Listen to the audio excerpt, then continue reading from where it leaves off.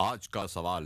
ایک media scholar کا کہنا ہے کہ سورہ آراف کی آیت نمبر 33 کی روح سے صرف 5 چیزیں حرام ہیں، چونکہ ان کو انما کے لفظ سے بیان کیا گیا ہے۔ واضح رہے کہ کھانے پینے کی حرام چیزیں چونکہ ان 5 چیزوں میں مذکور نہیں ہیں، لہٰذا اس سوال سے بچنے کے لیے میڈیا اسکالر کہتے ہیں کہ کھانے پینے کی چیزیں اوپر حرام ہو گئیں۔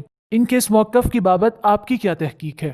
اے پیغمبر، ان کو بتا دو کہ میرے رب نے کھانے پینے کی چیزوں کے سوا وہ اوپر بیان ہو گئی ہیں، صرف 5 چیزیں حرام کی ہیں۔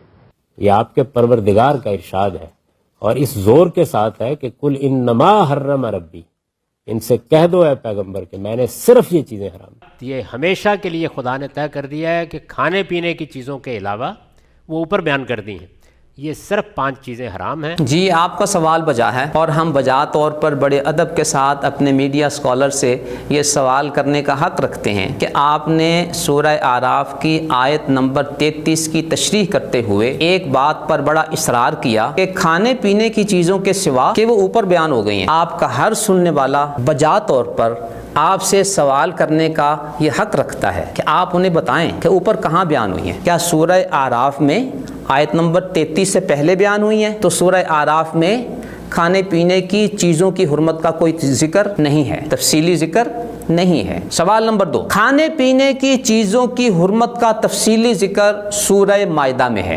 آپ کے علم میں رہے کہ سورہ آراف مکی ہے جبکہ سورہ مائدہ مدنی ہے۔ نہ صرف یہ کہ مدنی ہے، مدینہ منورہ میں آخری سورت سورہ مائدہ نازل ہوئی۔ حضرت جبیر بن نفیل فرماتے ہیں کہ میں سیدہ عائشہ ام المؤمنین رضی اللہ تعالی عنہا کی خدمت میں حاضر ہوا۔ وہ فرمانے لگی اتقرأ المائدہ، تم سورہ مائدہ کو پڑھتے ہو؟ جبیر بن نفیل نے اس بات میں جواب دیا تو سیدہ ام المؤمنین عائشہ فرمانے لگی اما انہا آخر سورۃ نزلت، آگاہ رہو کہ سورہ مائدہ آخری نازل ہونے والی سورت ہے۔ ملاحظہ ہو مستدرک حاکم حدیث نمبر 3210، صحیح علی شرط الشیخین، یہ حدیث امام بخاری اور امام مسلم کے معیار کے مطابق صحیح ہے۔ اس سے یہ بات واضح طور پر کھل کر آپ کے سامنے آ گئی کہ جب سورہ آراف نازل ہوئی تھی تو اس وقت سورہ مائدہ اور اس کی یہ آیت جس میں کھانے پینے کی چیزوں کا تفصیلی ذکر ہے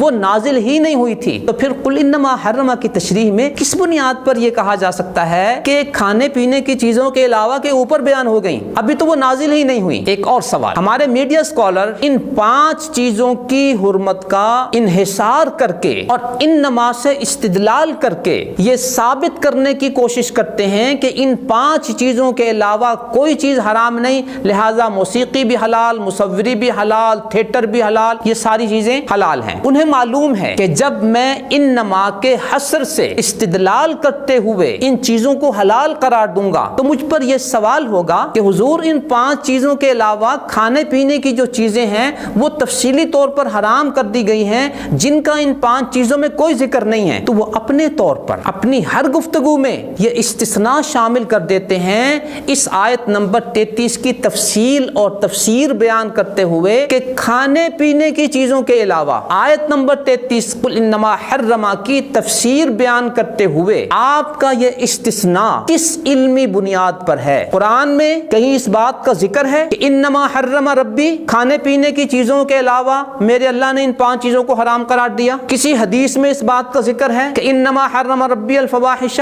کھانے پینے کی چیزوں کے علاوہ اللہ تعالیٰ نے ان 5 چیزوں کو حرام کیا؟ تو آپ کا ہر سائل بجا طور پر آپ سے یہ 3 سوال کرے گا۔ نمبر 1، اوپر بیان ہوئی، کہاں بیان ہوئی؟ سورہ اعراف میں نہیں ہے۔ سوال نمبر 2 کہ اگر اس سے پہلے کہیں بیان ہوئی تو وہ بھی نہیں ہوئی، اس لیے کہ سورہ اعراف مکی ہے جس میں یہ 5 چیزوں کی حرمت کا ذکر ہے، انما حرم ربی الفواحش، اور کھانے پینے کی چیزوں کا جو تفصیلی حرمت کا ذکر ہے وہ سورہ مائدہ کی آیت میں ہے جو کہ مدینہ میں نازل ہوئی اور سب سے آخر نازل ہوئی۔ تیسرا سوال کہ آپ اس سوال سے بچنے کے لیے یہ جو استثناء کرتے ہیں کھانے پینے کی چیزوں کے علاوہ کا، یہ کس علمی بنیاد پر ہے؟ تو ان 3 سوالوں کا جواب ہمارے میڈیا اسکالر کے ذمے عرض ہے کہ وہ اپنی بات کو، اپنے موقف کو کلیئر کرنے کے لیے، ثابت کرنے کے لیے کہ جی موسیقی حلال، تھیٹر حلال، مصوری حلال، یہ ساری چیزوں کا استدلال اگر قل انما حرما سے آپ نے کرنا ہے تو ان 3 سوالوں کا جواب آپ کو دینا ہوگا۔ امید ہے کہ آپ اپنے سامعین کی